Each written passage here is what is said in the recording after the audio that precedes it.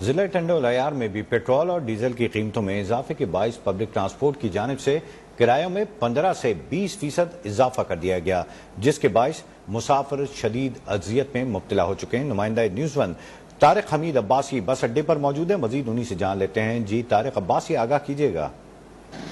آج وفاقی حکومت کی جانب سے پیٹرول کی قیمتوں میں 35 روپے، ڈیزل کی قیمتوں میں 35 روپے اضافے کے بعد پرائیویٹ ٹیکسی ڈرائیور کی جانب سے بھی کرایوں میں 15 سے 20% اضافہ کر دیا گیا ہے۔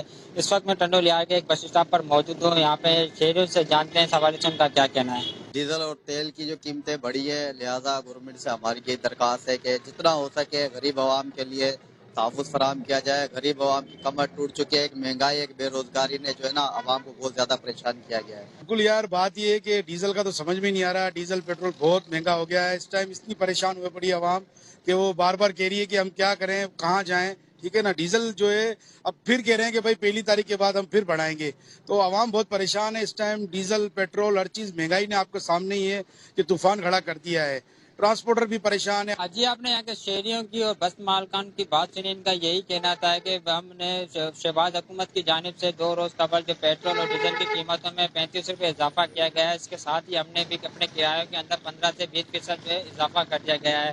جو کرایہ کراچی جانے والا کرایہ جو تھا وہ 600 روپے میں جو جاتا تھا وہ بڑھا کر اب 700 روپے کر دیا ہے۔ پبلک ٹرانسپورٹ کی جانب سے بھی کرایہ کے اندر بھی اضافہ کر دیا جاتا ہے۔